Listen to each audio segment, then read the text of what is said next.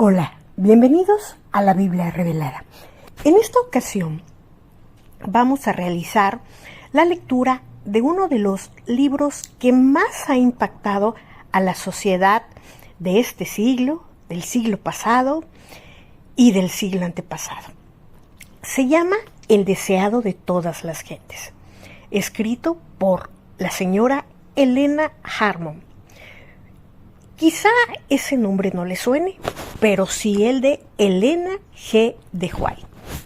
Ella es la autora del que se considera uno de los mayores éxitos editoriales en toda la historia de la sociedad moderna. Es un libro impactante que relata de una forma única la vida de Jesús, desde su infancia, su adolescencia, su vida adulta, el ministerio para el que fue llamado. Y en esta ocasión vamos a leer el capítulo 40, titulado Una noche sobre el lago. Este capítulo nos va a permitir tener una comprensión mucho más clara acerca del capítulo 14 del Evangelio de Mateo, los versículos 22 al 36, cuando nos habla de la tormenta y Jesús caminando sobre el agua. El capítulo 40 del deseado de todas las gentes, titulado, como ya mencioné, Una noche sobre el lago, inicia de la siguiente manera. Sentada sobre la llanura cubierta de hierba, en el crepúsculo primaveral, la gente comió los alimentos que Cristo había provisto.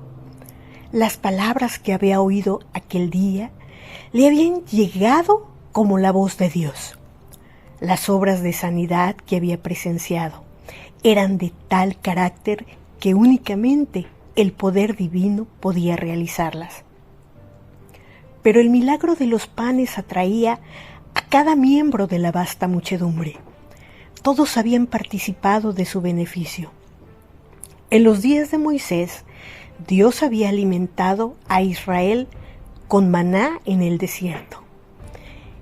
¿Y quién era este que los había alimentado ese día, sino aquel que había sido anunciado por Moisés? Ningún poder humano podía crear de 5 panes de cebada y 2 pececillos bastantes comestibles para alimentar a miles de personas hambrientas. Y decían unos a otros, este verdaderamente es el profeta que había de venir al mundo. Durante todo el día esta convicción se había fortalecido. Ese acto culminante les aseguraba que entre ellos se encontraba el libertador durante tanto tiempo esperado.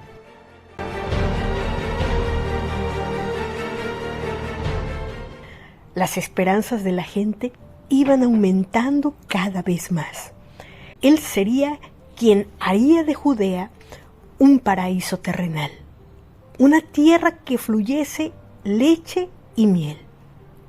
Podía satisfacer todo deseo, podía quebrantar el poder de los odiados romanos, podía librar a Judá y Jerusalén, podía curar a los soldados heridos en la batalla, podía proporcionar alimentos a ejércitos enteros, podía conquistar las naciones y dar a Israel el dominio que deseaba desde hacía mucho tiempo. En su entusiasmo, la gente estaba lista para coronarle rey enseguida. Se veía que él no hacía ningún esfuerzo para llamar la atención a sí mismo ni para atraerse honores. En esto era esencialmente diferente de los sacerdotes y los príncipes, y los presentes temían que nunca haría valer su derecho al trono de David. Consultando entre sí, convinieron en tomarle con fuerza y proclamarle rey de Israel. Los discípulos se unieron a la muchedumbre para declarar que el trono de David era herencia legítima de su maestro. Dijeron que era la modestia de Cristo lo que le hacía rechazar tal honor. Exalte el pueblo a su libertador, pensaban. Véanse los arrogantes sacerdotes y príncipes obligados a honrar a aquel que viene revestido con la autoridad de Dios. Con avidez decidieron llevar a cabo su propósito. Pero Jesús vio lo que se estaba tramando y comprendió, como no podían hacerlo ellos, cuál sería el resultado de un movimiento tal. Los sacerdotes y príncipes estaban ya buscando su vida. Le acusaban de apartar a la gente de ellos. La violencia y la insurrección seguirían a un esfuerzo hecho para colocarle sobre el trono, y la obra del reino espiritual quedaría estorbada. Sin dilación, el movimiento debía ser detenido. Llamando a sus discípulos, Jesús les ordenó que tomasen el bote y volviesen enseguida a Capernaum, dejándole a él despedir a la gente. Nunca antes había parecido tan imposible cumplir una orden de Cristo. Los discípulos habían esperado durante largo tiempo un movimiento popular que pusiese a Jesús en el trono. No podían soportar el pensamiento de que todo ese entusiasmo fuera reducido a la nada.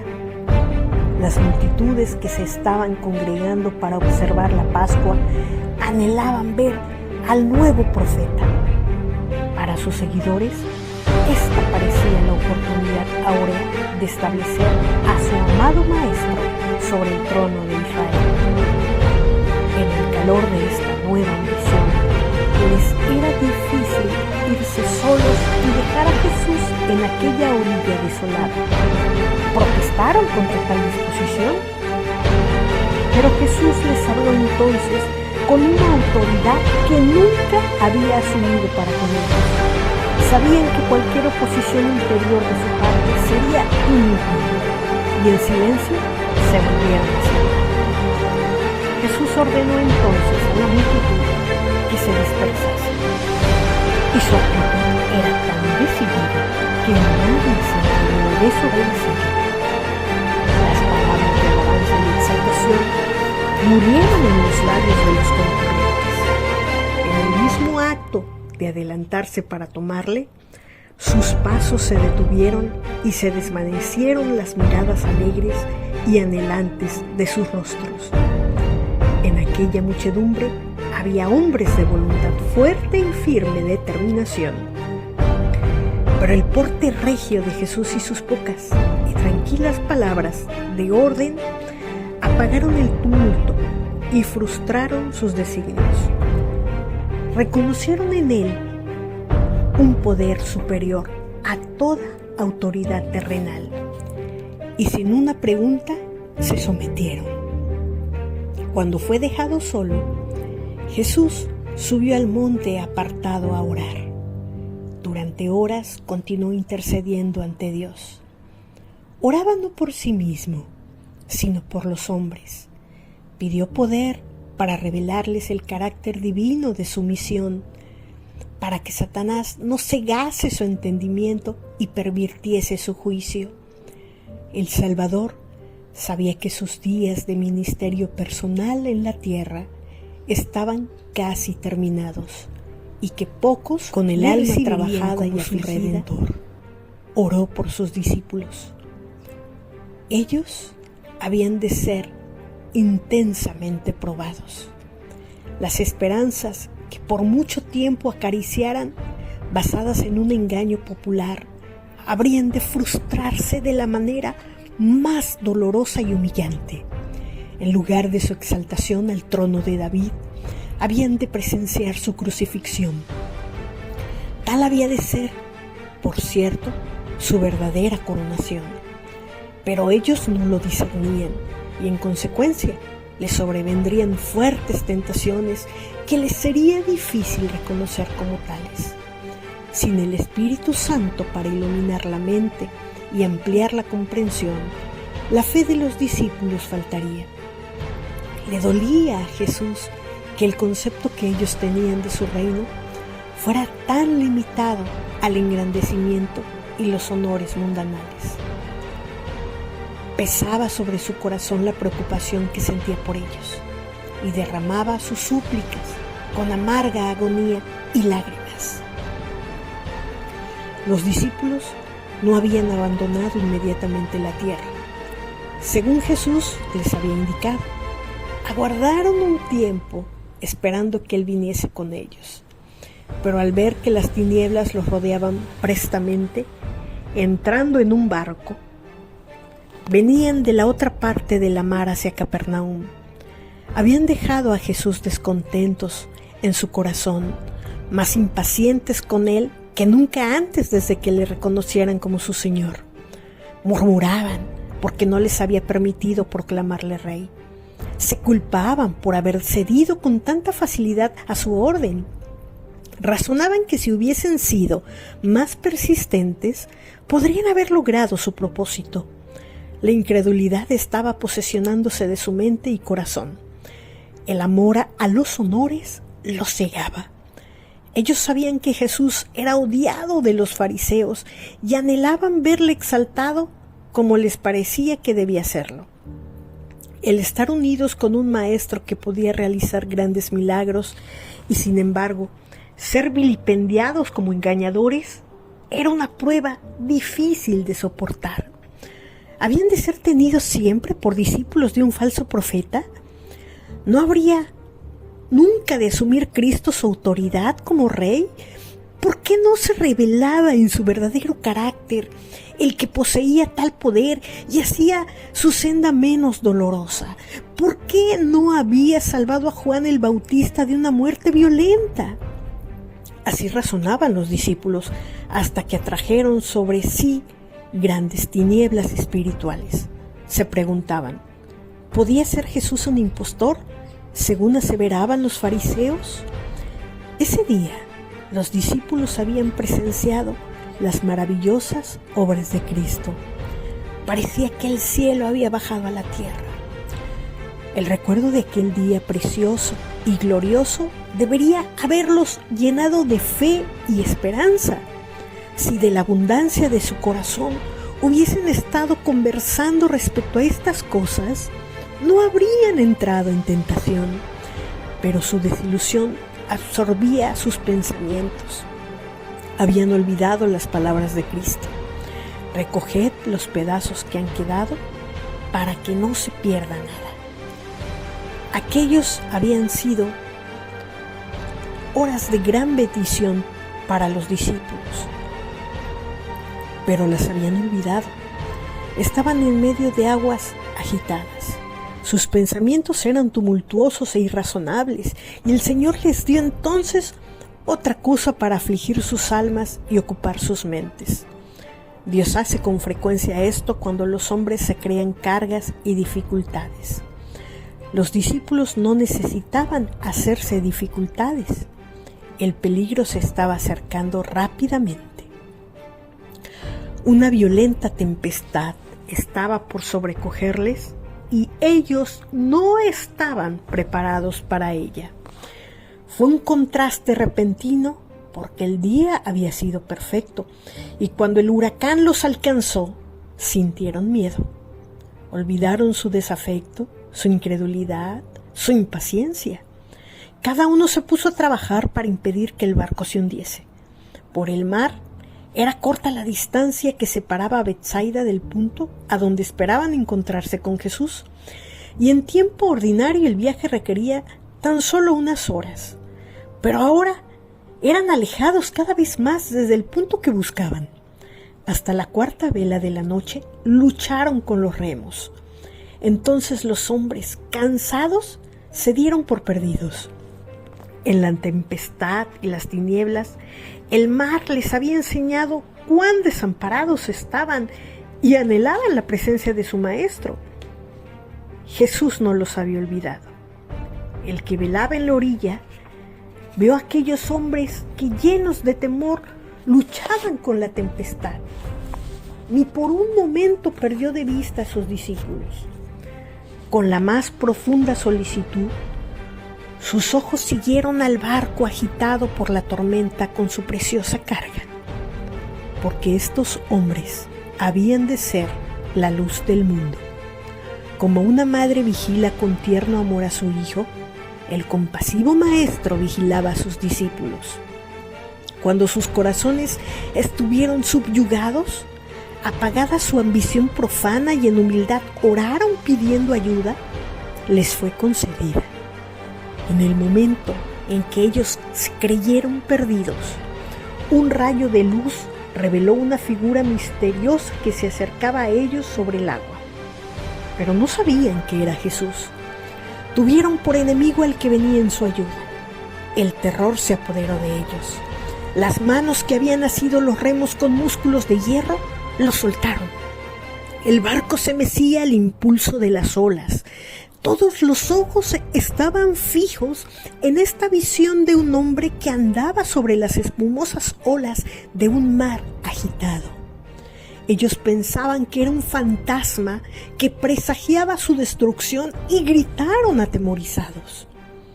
Jesús siguió avanzando, como si quisiese pasar más allá de donde estaban ellos, pero le reconocieron y clamaron a él pidiéndole ayuda. Su amado maestro se volvió entonces y su voz aquietó su temor. Alentaos, yo soy, no temáis. Tan pronto como pudieron creer el hecho prodigioso, Pedro se sintió casi fuera de sí de gozo. Como si apenas pudiese creer, exclamó: Señor, si tú eres, manda que yo vaya a ti sobre las aguas. Y él dijo: ven. Mirando a Jesús, Pedro andaba con seguridad. Pero cuando con satisfacción propia miró hacia atrás a sus compañeros que estaban en el barco, sus ojos se apartaron del Salvador.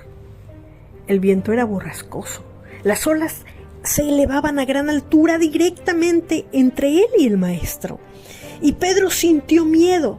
Durante un instante, Cristo quedó oculto de su vista y su fe le abandonó. Empezó a hundirse. Pero mientras las ondas hablaban con la muerte, Pedro elevó sus ojos de las airadas aguas y fijándolos en Jesús, exclamó: Señor, sálvame. Inmediatamente Jesús asió la mano extendida diciéndole: Oh hombre de poca fe, ¿por qué dudaste? Andando lado a lado y teniendo Pedro su mano en la de su maestro, entraron juntos en el barco. Pero Pedro estaba ahora subyugado y callado. No tenía motivos para alabarse más que sus compañeros, porque por la incredulidad y el ensalzamiento propio casi había perdido la vida.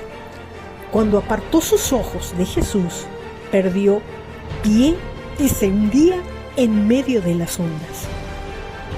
Cuando la dificultad nos sobreviene, ¿con cuánta frecuencia somos como Pedro?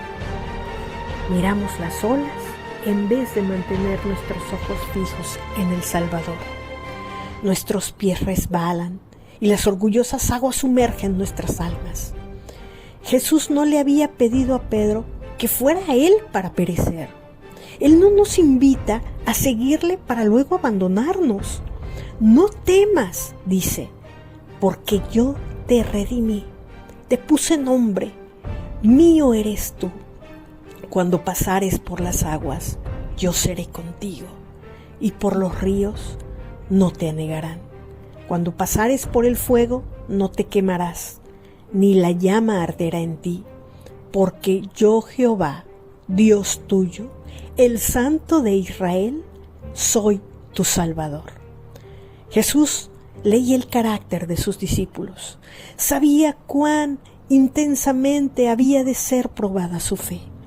En este incidente sobre el mar, deseaba revelar a Pedro su propia debilidad para mostrarle que su seguridad estaba en depender constantemente del poder divino.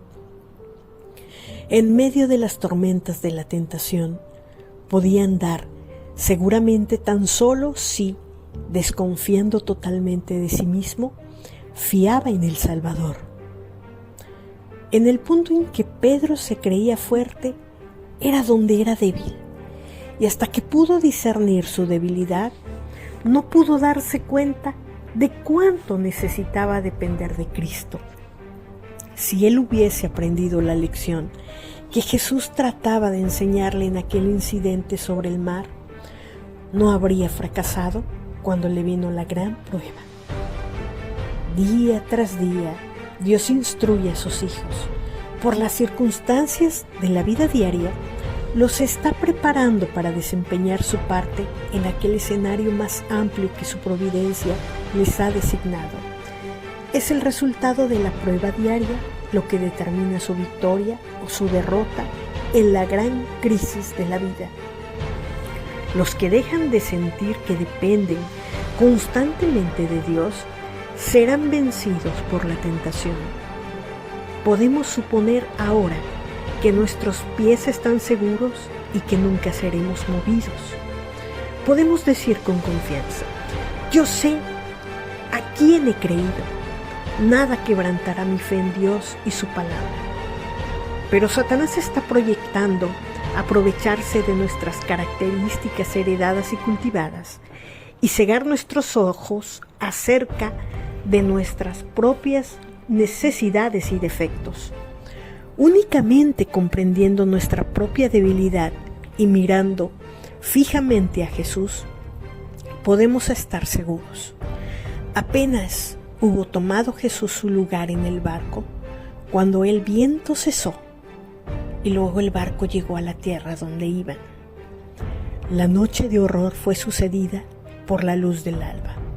Los discípulos y otros que estaban a bordo se postraron a los pies de Jesús con corazones agradecidos, diciendo: verdaderamente eres Hijo de Dios. Este capítulo está basado en San Mateo 14, versículo 22 al 33, San Marcos capítulo 6, versículos 45 al 52, San Juan capítulo 6, versículos 14 al 21 y el libro de Isaías capítulo 43, versículos del 1 al 3.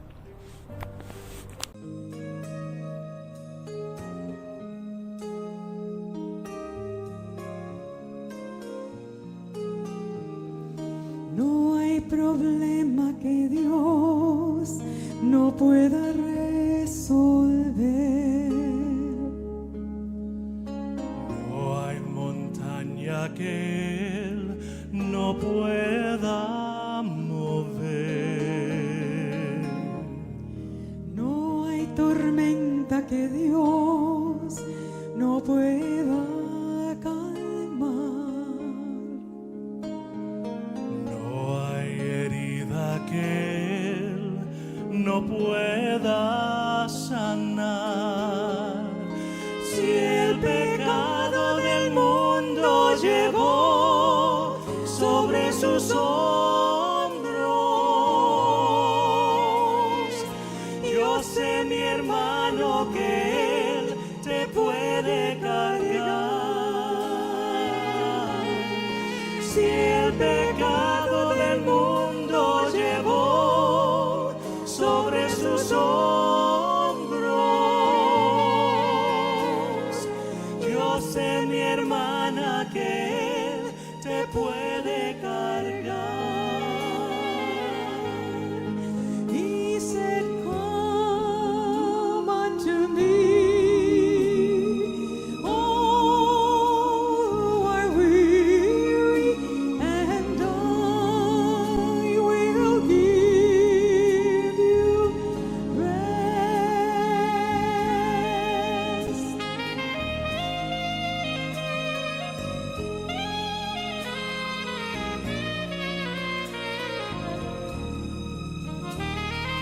There is no problem too big God cannot solve it. There is no mountain so high He cannot move it. There is no storm too dark God cannot condemn. There is no sorrow too deep, he cannot soothe it. If he carried the weight of the world upon his shoulders,